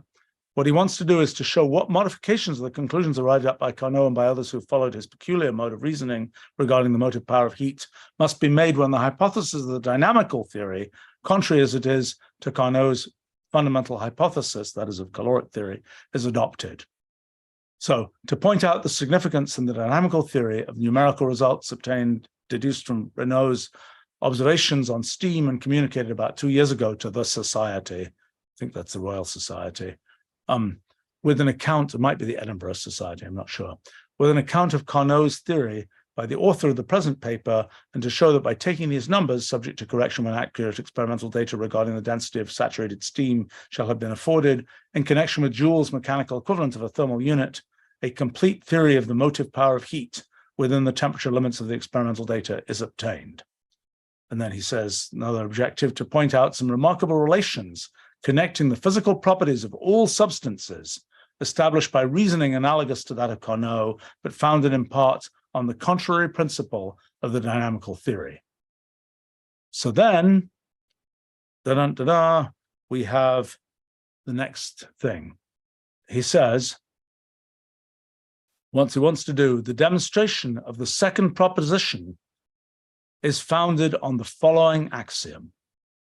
It is impossible, by means of inanimate material agency, to derive mechanical effect from any portion of matter by cooling it below the temperature of the coldest of the surrounding objects. So, in other words, it's let's see, this is basically saying heat doesn't go from a colder object to a hotter object. You can't derive mechanical effect by, let's see, you can't basically take this. It's a slightly obscure version of the second law. Let's look at the footnote here. So he has a footnote, and his footnote says, if this axiom be denied for all temperatures, it would have to be admitted that a self-acting machine might be set to work and produce mechanical effect by cooling the sea or earth with no limit but the total loss of heat from the sea and earth, or in reality, from the whole material world. So in other words, you could get a perpetual motion machine by just turning heat into mechanical work. It's important to notice here, and we'll talk about it more later, that he talks about it's impossible by means of inanimate material agency. So he is carving out the possibility that a living system, or maybe a human, could do something different from what he is saying will happen in inanimate matter. Okay, so then, oh gosh, this history is complicated, I must say. Let me see. Let me get to here. Okay. All right. At this point, again, this is complicated. So Kelvin is writing this in 1851, I think, 52 maybe. And it's a long paper, but he says that this axiom, which I think will be generally admitted, which amounts to the second law of thermodynamics, it is with no wish to claim priority that I make these statements, as the merit of first establishing the proposition upon correct principles is entirely due to Clausius, who published his demonstration of it in the month of May last year in the second part of his paper on the motive power of heat. I may be allowed to add that I have given the demonstration exactly as it occurred to me before I knew that Clausius had either enunciated or demonstrated the proposition. The following is the axiom on which Clausius's demonstration is founded. So this is now quoting Rudolf Clausius, who we'll talk about in a little bit. Clausius said, it's impossible for a self-acting machine, unaided by any external agency, to convey heat from one body to another at a higher temperature. So in other words, there's again a statement of heat doesn't flow from a colder body to a hotter one. It is easily shown that although this and the axiom I have used are different in form, either is a consequence of the other. The reasoning in each demonstration is strictly analogous to that which Carnot originally gave. So it's kind of a thing a little bit like Alan Turing, Alonzo Church in 1935, 1936, coming up with seemingly different but ultimately equivalent definitions of computation. So similarly here, these folks have come up with seemingly different but ultimately equivalent statements of the second law of thermodynamics. And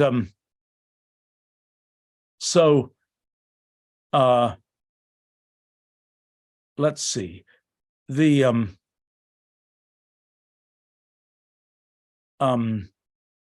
okay, so Kelvin's exposition on the dynamical theory of heat is a really long thing. It's in 4 installments. It reminds me of it was long, just like some things that I tend to write can be long. It had lots of stuff in it though. And next he has some sort of detailed things about detailed derivations, comparisons with experiment, and so on.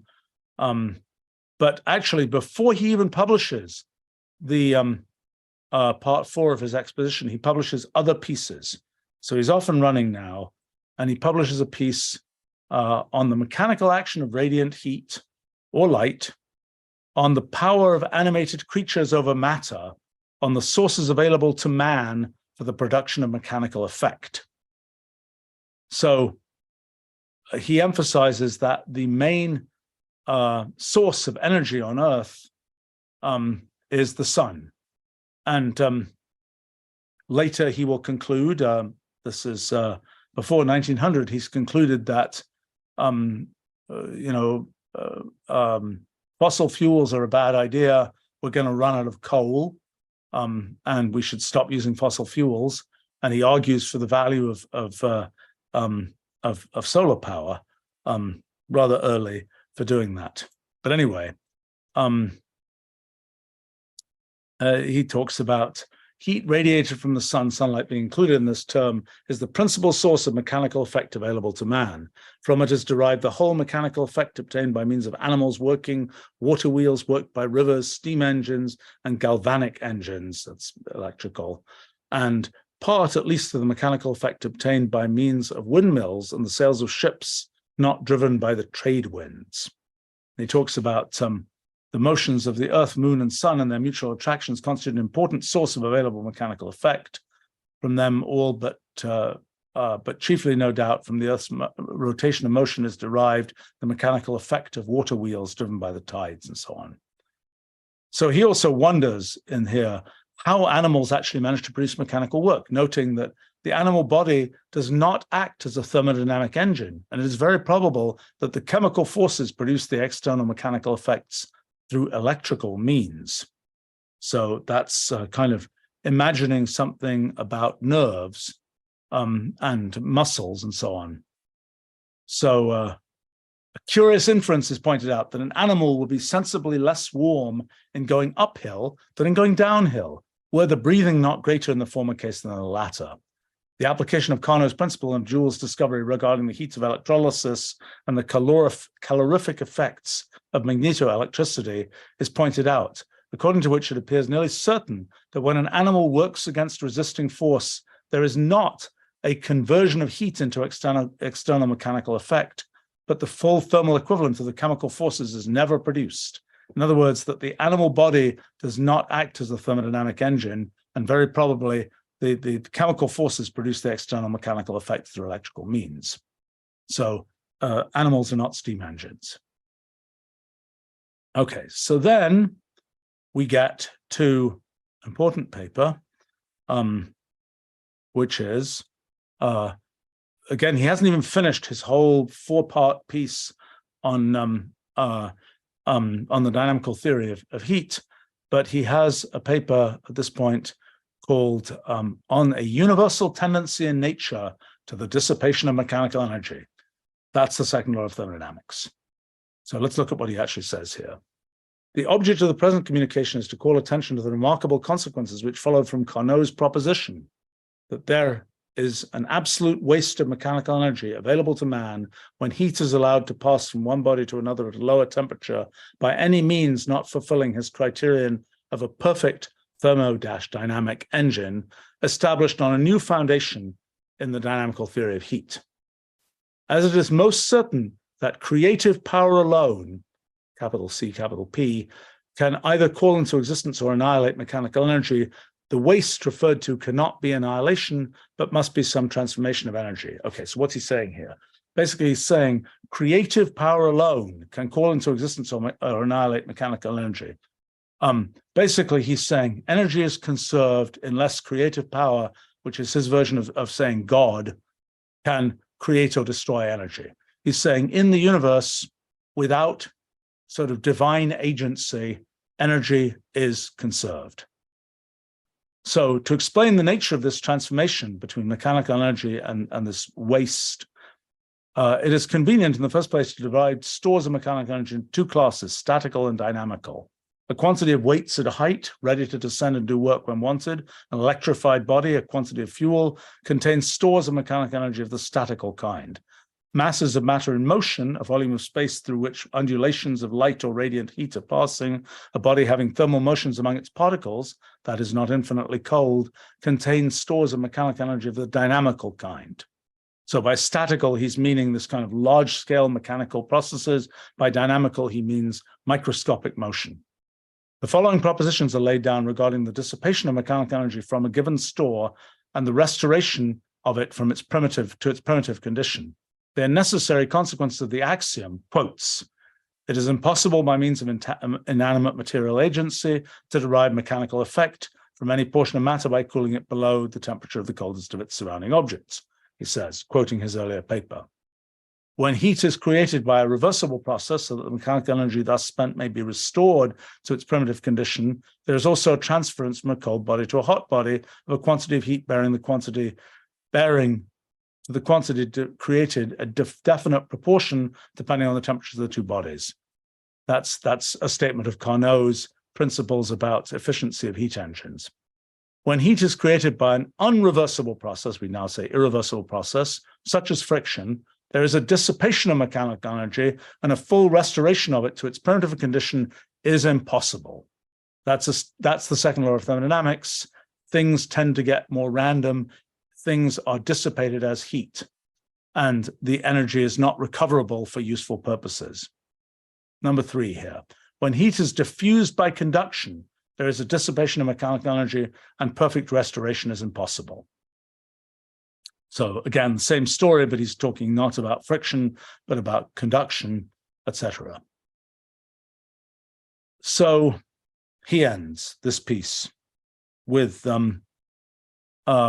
the following general conclusions are drawn from the propositions stated above and known facts with reference to the mechanics of animal and vegetable bodies. There is at present in the material world a universal tendency to the dissipation of mechanical energy, second law. Any restoration of mechanical energy without more than the equivalent of dissipation is impossible in inanimate material processes and is probably never effected by means of organized matter either endowed with vegetable life or subjected to the will of an animated creature. Number 3, within a finite period of time past, the earth must have been, and within a finite period of time to come, the earth must again be unfit for the habitation of man as at present constituted, unless operations have been or are to be performed, which are impossible under the laws to which the known operations going on at present in the material world are subject. So in 1 year, he's jumped from Carnot has an axiom which we have to test, to we're going to conclude things about the infinite future and the possibility of the habitability of the earth. And that there is, in the material world, a universal tendency to the dissipation of mechanical energy. So notice that this didn't get proved, this just got asserted, and then it got sort of entrained in this kind of large-scale description of what the consequences would be. So it's interesting that he talks about, he has this whole thing about vegetable bodies and animal bodies and will and so on. I think he's dancing around the idea that by our will, by human will of constructing machines and so on, we can't violate the second law, but maybe God can. That's what he's kind of dancing around. And maybe we humans have some innate ability to do it. Maybe our very existence violates the second law, and that's our sort of God-given feature, so to speak. We'll talk later about Kelvin and some of his religious beliefs and so on, which play into all of this. Well, okay, so we get he's just to sort of technify his paper. He's got triple integrals there, and he's got Carnot functions and all sorts of things like this. But basically, he's making this qualitative statement about the dissipation of energy. And but somehow he's jumping from that qualitative statement to this kind of idea that the universe is going to be subject to this heat death, and the Earth is going to be uninhabitable, et cetera, et cetera, et cetera. And by the way, he's adding this twist: the Earth is going to be uninhabitable beyond unless something beyond the known operations going on at present in the material world save it. So he's looking for, I think, God to swoop in and save the world for humans, which otherwise wouldn't happen, he says, because the second law is just turning everything into heat. Well, within a few months, Kelvin's colleague, a chap called William Rankine, after whom another temperature scale is named, the Fahrenheit analog of the Kelvin scale of temperature, Rankine had been involved with the first law of thermodynamics, but he is trying to save the world for humans and others by coming up with a hypothesis about on the reconcentration of mechanical energy of the universe by William John McCorn Rankine. So he says that there's conservation of energy and so on. He talks about the second law. He says, the experimental evidence is every day accumulating of a law which has long been conjectured to exist, that of all the different kinds of physical energy in the universe are mutually convertible, that the total amount of physical energy, whether in the form of visible motion or mechanical power of light, heat, magnetism, electricity, or chemical agency, or in other forms not yet understood, is unchangeably the transformations of its different portions from one of those forms of power into another, and their transference from one portion of matter to another constituting the phenomena which are the objects of experimental physics. So that's a rather flowery version of the law of conservation of energy. But then he talks about, then he goes on and he talks about the second law. He says, on the other hand, all visible motion is of necessity ultimately converted entirely into heat by the agency of friction. There is thus in the present state of the known world a tendency towards the conversion of all physical energy into the sole form of heat. Heat, moreover, tends to diffuse itself uniformly by conduction and radiation until all matter shall have acquired the same temperature. There is consequently, Professor Thomson concludes, that's Kelvin, so far as we understand the present condition of the universe, a tendency towards a state in which all physical energy will be in the state of heat, and that heat so diffused that all matter will be at the same temperature, so that there will be an end of all physical phenomena. So, big jump from this kind of let's assume the second law to it's going to end the universe. So how does Rankine save us? He says, vast as the speculation may seem, it appears to be soundly based on experimental data and to represent truly the present condition of the universe so far as we know it. Big jump from what was actually shown.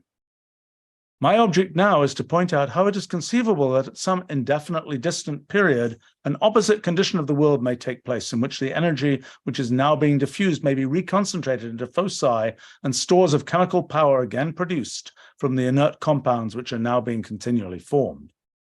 There must exist between the atmospheres of the heavenly bodies a material medium capable of transmitting light and heat, some kind of luminiferous ether through which light can be transmitted. And it may be regarded as almost certain that this interstellar medium is perfectly transparent and diathermous. That is to say that it is incapable of converting heat or light, which is a species of heat, from the radiant into the fixed or conductible form. If this be the case, the interstellar medium must be incapable of acquiring any temperature whatsoever, and all heat which arrives in the conductible form at the limits of the atmosphere of a star or planet will there be totally converted, partly into ordinary motion by the expansion of the atmosphere, and partly into the radiant form. The ordinary motion will again be converted into heat, so that radiant heat is the ultimate form to which all physical energy tends, and in this form it is in the present condition of the world, diffusing itself from the heavenly bodies through the interstellar medium.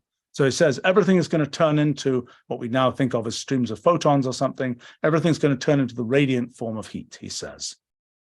Now, okay, this is the big save coming up. Let it now be supposed that in all directions round the visible world, the interstellar medium has bounds beyond which there is empty space. So in other words, we're in a bubble. The universe, there's a universe, there's the luminiferous ether, the medium, the interstellar medium ends somewhere. If this conjecture be true, then on reaching those bounds, the radiant heat of the world will be totally reflected. We're in a raindrop, and the light is hitting the edge of the raindrop, and it's being totally internally reflected. And, well, anyway, he says the heat of the world will be totally reflected and will ultimately be reconcentrated into foci.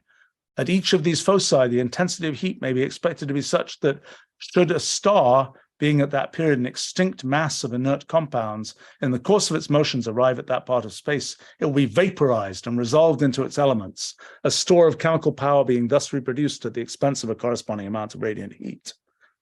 Thus it appears that although from what we can now see of the known world, its condition seems to tend continually towards the equable diffusion in the form of radiant heat of all physical energy, the extinction of the stars and the cessation of all phenomena, yet the world as now created may possibly be provided within itself with a means of reconcentrating its physical energies and renewing its activity and life.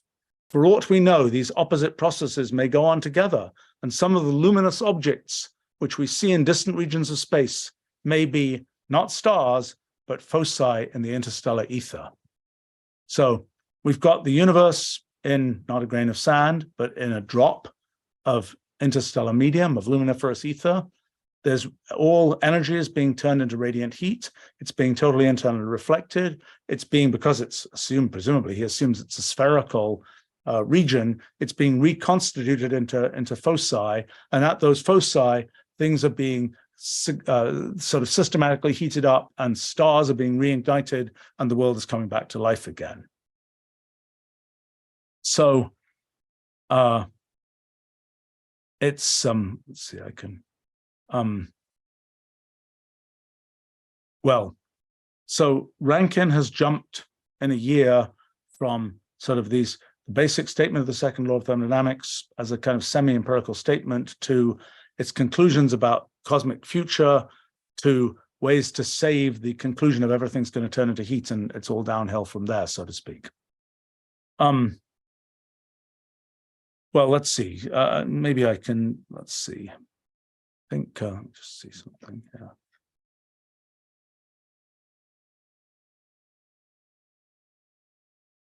Well, let me maybe, I'm realizing that I have lots of material here, and we're barely, in the history of the second law is complicated, and I think it's going to take many, many sessions to really go through it all. We're really still at the very early stages of kind of the development of the second law, but maybe let me get through kind of the basic statements, early statements of the second law, and then we'll call it a day for today. Well, Kelvin, this is he's talking about, Kelvin goes on, independent of these cosmic kinds of speculations, he goes on actually looking at the sort of technical details of the dynamical theory of gases, and he talks about the ideal gas law, PV equals RT, the thing that Boyle had started off in 1660 with talking about PV equals constant and so on. Then it got added to by people like Charles and so on. But the question is that always true? And Kelvin is establishing the fact that it isn't always true, and that has consequences for thinking about gases as collections of molecules bouncing around. It means that they can't just be hard spheres bouncing around. There has to be a little bit more to it. But anyway, Kelvin is not deterred, despite sort of the technical work, from various kinds of cosmic speculations. He suggests that gravity, rather than creative power, might in reality be the ultimate created antecedent of all motion. And he says, published speculations were referred to by which it is shown to be possible that the motions of the Earth and of heavenly bodies and the heat of the sun may all be due to gravitation, or that the potential energy of gravitation may be in reality the ultimate created antecedent of all motion, heat and light at the present time existing in the universe. Well, okay, as Kelvin, Kelvin himself got a bit distracted at this point. This was 1850s, and in a quite different story, Kelvin got involved in the practical electrical problem of laying a transatlantic telegraph cable. And I'll talk a little bit more about that another time. But he was a very much point of action physicist at that point. And he's quite successful with it because he invented the apparatus and was actually there telling people how fast to spool out the cable going across the Atlantic. And it was a big investment fiasco. The first few cables broke somewhere in the mid-Atlantic. And Kelvin was the one who sort of said how to do it right and managed to successfully lay a transatlantic cable. And that caused Kelvin to start his first company and start his path towards entrepreneurism, which, among other things, allowed him a little bit later to do things like buy a mega yacht of the time, only a 126-ton yacht, but that's still pretty big. The biggest these days are like 1,000 tons and things, maybe a little bit more than that. But while he was tooling around the Atlantic on these cable-laying ships, he also continued to write physics papers, and occasionally he talked about thermodynamics, and more often he used thermodynamics as a way to talk about other things, like how old is the sun. He estimated a little bit peculiarly that the sun was 32,000 years old, which isn't quite right, obviously. And he talked about how, the energy of the sun might come from meteorites falling into it and so on. But of course, he didn't know about nuclear reactions, didn't know about radioactivity and things. So he didn't really know the dynamics of how the sun works. Okay, well, the idea about inevitable dissipation of useful energy spread pretty quickly. By 1854, Hermann von Helmholtz was talking about them. Helmholtz had been trained as a doctor, became a surgeon to a German military regiment by 1843. But he was also doing experiments and developing theories about animal heat and how muscles manage to do mechanical work. So, for example, 1845, he publishes a paper on metabolism during muscular activity. So it's like, how do we get the energy? What's the relationship between the heat of animals and so on and the way that they produce mechanical energy through muscles? So 1847, he was one of the inventors of the law of conservation of energy, first law of thermodynamics, and was actually really its clearest expositor at the time. Let's see, that's some of his writing about principle of conservation of force, he calls it, but it means energy there. That's the mechanical equivalent of heat. So anyway, by 1854, Helmholtz had kind of ascended from being a mere military surgeon to being a physiology professor. And he also was beginning a distinguished career in physics. And we would continue into psychophysics and physiology and so on. And he was talking about the second law and its implications. So he was a good expositor. So his English translation of a contemporaneous English translation of his 1854 lecture about interaction of natural forces. A new conquest of very general interest has been recently made by natural philosophy. In the following pages, I will endeavor to give a notion of the nature of this conquest. It has reference to a new and universal natural law, which rules the action of natural forces in their mutual relations towards each other, and is as influential on our theoretic views of natural processes as it is important in their technical applications. Among the practical arts which owe their progress to the development of the natural sciences from the conclusion of the Middle Ages onwards, practical mechanics, aided by the mathematical science which bears the same name, was one of the most prominent. The character of the art was, at the time, referred to naturally very differently from its present one. Surprised and stimulated by its own success, it thought no problem beyond its power and immediately attacked some of the most difficult and complicated. Thus it was attempted to build automaton figures that should perform the functions of men and animals. It's interesting to see him use the term automaton. I've worked a lot on things like cellular automata. The word automaton is a very old one. It was even around in the 1600s, but it's interesting to see it be used here.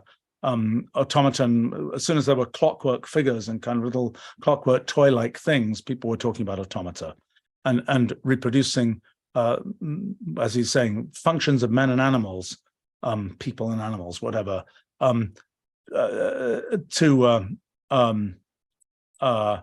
that there was a sort of mechanical way to do that. It's an interesting concept that that it should be possible to do that. That's a thing that is really reflected in quite separate issue of sort of modern times of the fundamental theory of biology, which we will come to in talking about the second law of thermodynamics later. Okay, so from these efforts to imitate living creatures, another idea, also by a misunderstanding, seems to have developed itself, which, as it were, formed the new philosopher's stone of the 17th and 18th century. It was by now the endeavor to construct a perpetual motion. So, in other words, from imitating living creatures, he's saying people imagined that there could be perpetual motion machines, that this creature just keeps on moving forever, and there's nothing coming in, so to speak, and just keeps on moving, so he says. Presumably the creature has to eat, but that's what he's about to probably discuss. Let's see.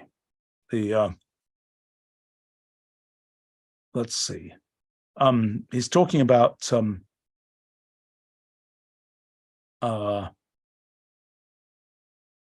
okay, so he's saying, first of all, he kind of dispenses with the idea that perpetual motion can be achieved by generating energy from nothing, in other words, violating the first law, but then has a little anecdote. He says that there's this magnetoelectric machine decomposed the water and thus continually prepared its own fuel. He says, this would certainly have been the most splendid of all discoveries, a perpetual motion machine, which, besides the force which kept it going, generated light like the sun and warmed all around it. The matter was by no means badly cogitated. Each practical step in the affair was known to be possible, but those which at the time were acquainted with the physical investigations which bear upon the subject could have affirmed, on the first hearing the report, that the matter was to be numbered among the numerous stories of the fable-rich America, and indeed a fable it remained. So in other words, somebody in America said they had a perpetual motion machine, and it wasn't true. And he says, as a kind of a New World bashing European, that there were many fables in America. Well, talks about the second law. It is not yet considered as actually proved, but some remarkable deductions having been drawn from it and afterwards proved to be facts by experiment, it has attained thereby a great degree of probability, the second law. Besides the mathematical form in which the law was first expressed by Carnot, we can give it in the following more general expression. Another statement of the second law. Only when heat passes from a warmer to a colder body, and even then only partially, can it be converted into mechanical work. So this is now another statement of the second law of thermodynamics. But then he goes on, again, goes cosmic, but the heat of the warmer bodies, it's talking about the heat death of the universe, but the heat of the warmer bodies strives perpetually to pass to bodies less warm by radiation and conduction, and thus to establish an equilibrium of temperature. At each motion of a terrestrial body, a portion of mechanical force passes by friction or collision into heat, of which only a part can be converted back into mechanical force. This also ceases, oh, that's very odd. Maybe I have a mistake here. Okay, well, anyway, all force will finally pass into the form of heat, and all heat come into a state of equilibrium. Then all possibility of future change will be at an end, and the complete cessation of all natural processes must set in. The life of men, animals, and plants could not, of course, continue if the sun had lost its high temperature and with it his light. If all the components of the Earth's surface had closed those combinations which their affinities demand. In short, the universe from that time forward will be condemned to a state of eternal rest. So quite poetic. And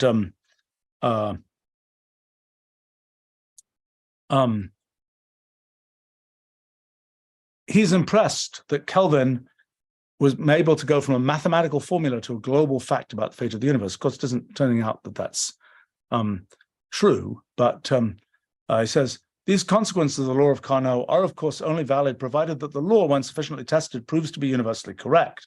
That is the second law. In the meantime, there is little prospect of the law being proved incorrect.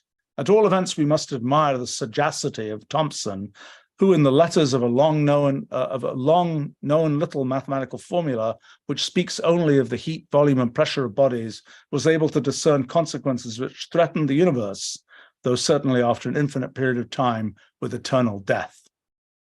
And again, he ends rather poetically here.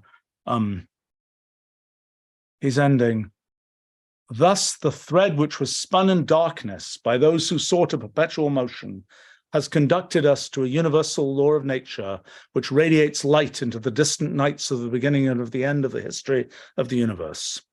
To our own race, it permits a long but not endless existence. It threatens it with a day of judgment, the dawn of which is still happily obscured. As each of us singly must endure the thought of his death, the race must endure the same. But above the forms of life gone by, the human race has higher moral problems before it, the bearer of which it is, and in the completion of which it fulfills its destiny. Kind of poetic, but an interesting, deduction from this kind of flimsy evidence of the second law. It's we're now into these completely cosmic statements.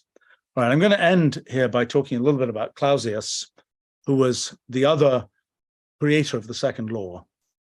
So Rudolf Clausius, 1850, was kind of a freshly minted German physics PhD. His thesis was on an ingenious but ultimately incorrect theory of why the sky is blue. He'd also worked on elasticity theory and been thinking about molecules and their configurations and materials. But by 1850, caloric theory had become very elaborate, and latent heat, free heat, et cetera. Clausius' experience in elasticity theory made him quite skeptical.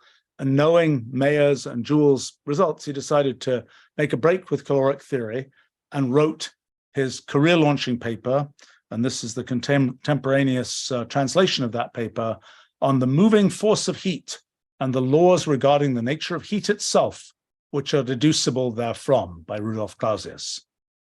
The steam engine having furnished us with a means of converting heat into motive power, and our thoughts being thereby led to regard a certain quantity of heat as an equivalent to the amount of heat expended in its production, the idea of establishing theoretically some fixed relation between a quantity of heat and the quantity of work which it can possibly produce, from which relation conclusions regarding the nature of heat itself might be deduced, naturally presents itself. Already, indeed, have many instructive experiments been made with this view. I believe, however, that they have not exhausted the subject, but that, on the contrary, it merits the continued attention of physicists, partly because of the weighty objections lie partly because weighty objections lie in the way of the conclusions already drawn, and partly because other conclusions which might render efficient aid towards establishing and completing the theory of heat remain either entirely unnoticed or have not as yet sufficiently found expression. The most important investigation in connection with this subject is that of S. Carnot. So there he is off and running, and he talks about the ideal gas laws, the Carnot cycle, and then he this is a statement of the first law of thermodynamics that I have up on the screen here, and then his paper is at least is published in multiple installments, kind of building suspense. Maybe it's something I should do too.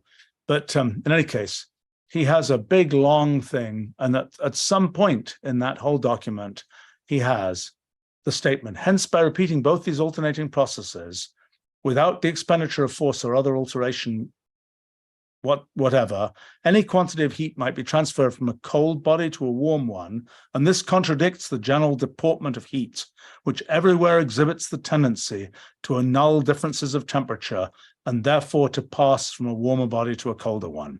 So that kind of embedded in this giant block of text is a statement of the second law of thermodynamics. And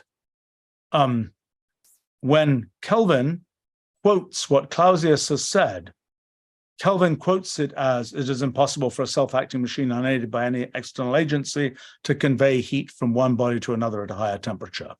So Clausius has it in sort of embedded in this big block of text. Kelvin pulls it out and says this is really important. And that's kind of the, and then goes on to these cosmic conclusions and so on. That's really the first appearance of the second law of thermodynamics. And it's, you know, in a sense, it's been couched in these rather kind of technically sophisticated terms. It's all talking about heat engines and gases and so on. But in the end, it's the statement that mechanical work tends to be turned by friction into heat, and you don't go back. That there's this kind of one-way path from mechanical work to heat. And it's sort of based on common experience. And this principle, which again was formed and couched in these rather technical terms, is in the end a sort of everyday principle of what we observe in the world, this tendency of the dissipation of energy as heat. But it's, I think the technicalities kind of made it seem like a more definite and certain thing than if one had just made the statement, it seems like this is the case. The technicalities gave it an authority that made people say, yes, we can make this as a foundation on which we can have very cosmic conclusions. And it was also confusing that Carnot had these arguments that were really of a very logical nature. They were, most of Carnot's arguments were pure sort of logic from reversibility and so on, and didn't depend on kind of, for example, his assumptions about caloric theory and things like this. And the fact that those were sort of logical made it seem that this idea of the second law of thermodynamics, which he'd entered as a kind of common sense principle, were also somehow of logical origin.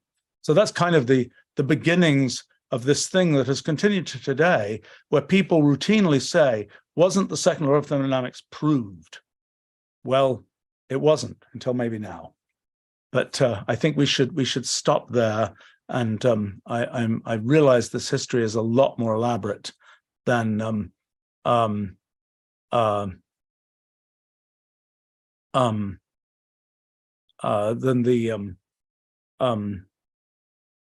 I had. Well, I had spent some time tracking down all of this history over some long period of time, but particularly recently. And I'm realizing it's going to take me a while to describe it all to you all, but I hope you find it interesting. So, some of the things that we'll encounter here are, to me, kind of meta interesting in terms of the progress of the history of science.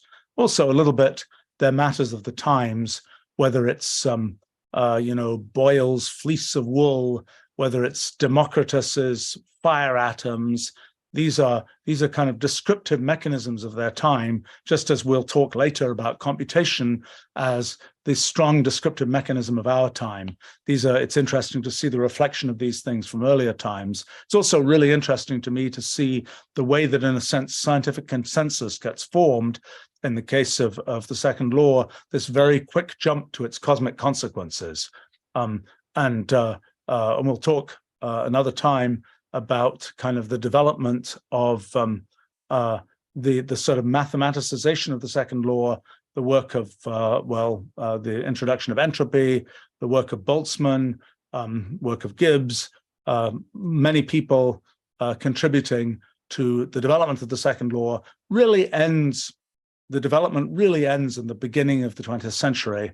And after that, it's really textbookification that happens more than anything else. And we're kind of led to the point which the typical physicist would take today. Oh, wasn't the second law proved by Boltzmann in the late 1800s? We'll talk about why that isn't really the case and how we can do better in subsequent episodes here. I think I should wrap up for now.